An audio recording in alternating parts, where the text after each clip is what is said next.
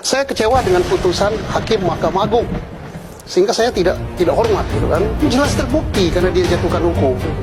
Jadi masalah bukti membukti itu sudah final, sudah terbukti. Yang tidak ada rasa di Hakim-Hakim Agung, khususnya 3 Hakim Agung, tidak ada rasa keadilan masyarakat. Nuraninya tidak berbicara, nuraninya tidak peka. Dia tidak melihat bagaimana kejadian, bagaimana orang ditembak saat jongkok. Dia tidak melihat bagaimana proses ini menggegerkan Indonesia. Ya guys, balik lagi di Uki Kevin Official. Kita lanjut dalam pembahasan nih. Sangat memilukan masyarakat Indonesia sudah hilang kepercayaan kepada institusi Polri ya. Sebab anggota Polri tidak menerima laporan masyarakat kalau tidak ada uang. Seperti itu guys. Wah, apakah benar? Yuk kita lihat bareng-bareng guys. Apa yang dia akan disampaikan oleh Prabowo sampaikan. Prabowo. Yang akan Prabowo sampaikan seperti apa? Yuk kita lihat bareng-bareng ya guys. Ini ada kalau itu benar berarti Ganjar sudah menunggu di depan. Terima kasih kepada abang, kakak, dan saudara di sana yang telah mau berjuang menjunjung kebenaran dan keadilan. Kalian adalah pahlawan sejati. Kalian adalah generasi muda yang akan mempertahankan, akan membuat negara kita menjadi lebih baik. Akibat kerusakan sistem yang ada dilakukan oleh Kepolisian Republik Indonesia. Bapak Kapolri yang terhormat, kenapa Anda diam? Kenapa Anda bungkam? Di saat rakyat membutuhkan ketegasan Anda, di saat Anda sebagai Kepala Kepolisian Republik Indonesia, kenapa Anda diam? Tutup mata di saat rakyatmu dianiaya, di saat rakyatmu dibunuh. Kenapa Anda diam? Apakah ada bentuk persekongkolan terlebih dahulu? Apakah ada kesepakatan terlebih dahulu sebelum Anda menjadi Kapolri? Calon Kapolri, besok kami bisa saja membuat Anda sebagai Kapolri. Tetapi kami yang di bawah ini biarkan leluasa untuk mencari apa yang kami mau. Apakah itu bentuk persekongkolan yang kalian buat? Apakah bentuk persekongkolan seperti itu yang kalian ciptakan sehingga kau tidak berani untuk mengambil tindakan? Terima kasih. Listio Sigit, jika Bapak lurus dan benar dalam menjalankan fungsi sebagai Kapolri, Pak, saya Johan Budi SP, nomor anggota A219 akan mendukung sepenuhnya. Tetapi sebaliknya Pak Listio Sigit, kalau Bapak mulai belok-belok, mulai tidak lurus dan tidak benar, saya orang pertama yang akan meluruskan Bapak. Paling tidak dengan tindakan, kalau tindakan Bapak cuek, dengan ucapan Pak. Kalau ucapan Bapak juga tidak kubris, saya akan mendoakan Pak. Semoga Tuhan Yang Maha Esa memberi keberanian kepada Pak Listio Sigit. Dan saya bisa menjadi Menteri Keuangan, saya bisa hilangkan itu utang negara dalam waktu 5 tahun.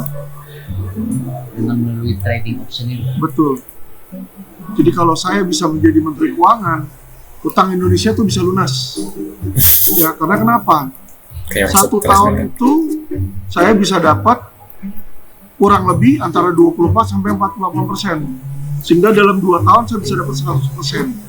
Kalau uang APBN negara sebagian dimasukin ke situ, dalam 2 tahun bisa double, ya, dan uangnya tersebut bisa digunakan untuk melunasi utang negara. Ya, jadi kalau memang negara memberikan kesempatan, saya bisa berbakti dan membantu Indonesia untuk menghapuskan utang negara. Track record atau jejak dari 2 Hakim Agung penolak PK tersebut ya, yaitu Hakim Yohanes Priyana dan Prim Haryadi ya.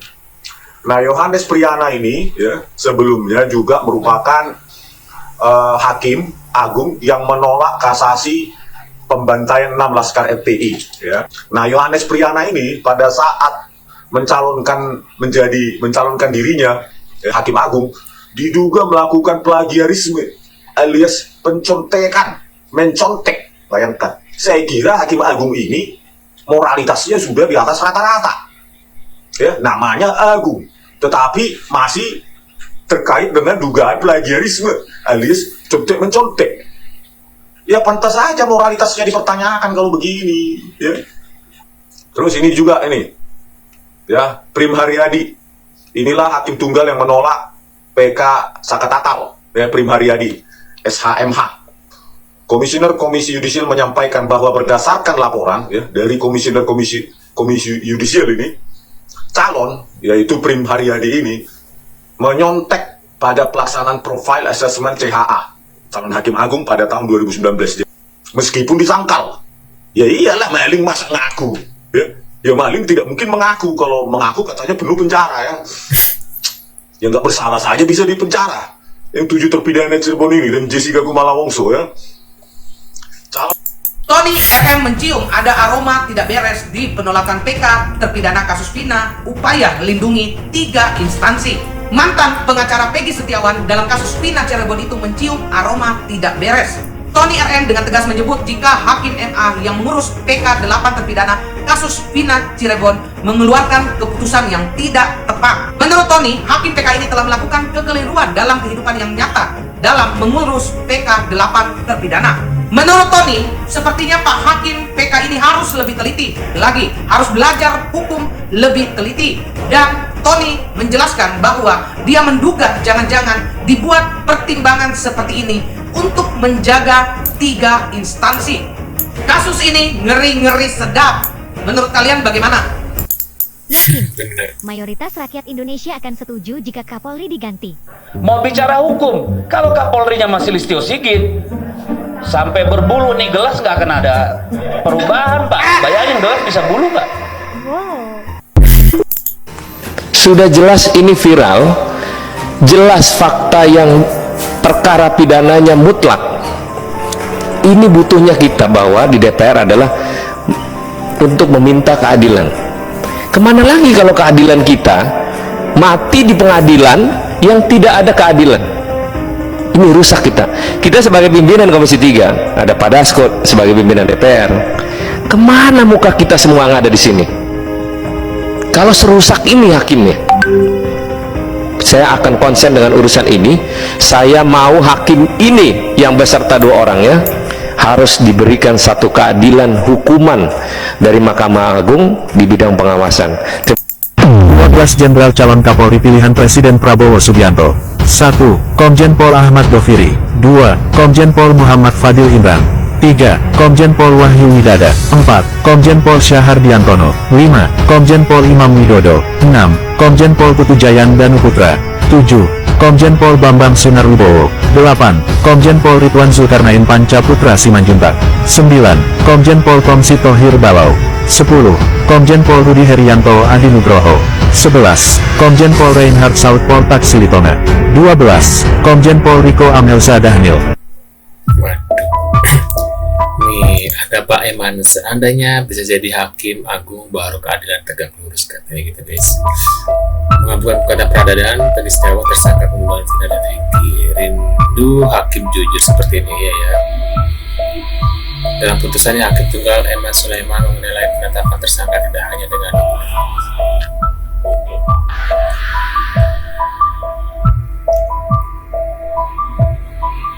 di persidangan tidak ditemukan bukti satupun yang menunjukkan bahwa pemohon dalam penyidikan yang dilakukan oleh termohon pernah dilakukan pemeriksaan sebagai calon tersangka sebelum ditetapkan sebagai tersangka oleh termohon.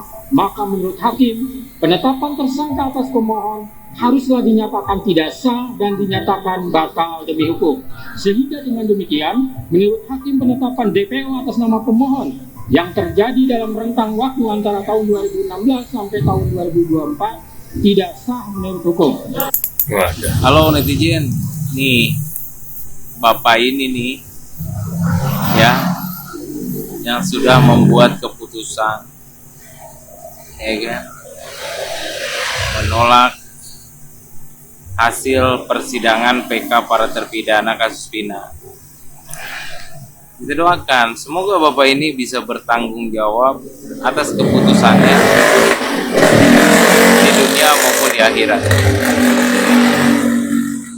Dan saya sebagai masyarakat nih ya, netizen, saya berharap sih Komisi Yudisial mengajukan nama calon-calon hakim seperti Pak Eman Sulaiman ya kan ke DPR, supaya DPR bisa mengajukan nama Eman Sulaiman ini menjadi hakim Agung di MA, ya kan, dan ditandatangani oleh Pak Prabowo Subianto.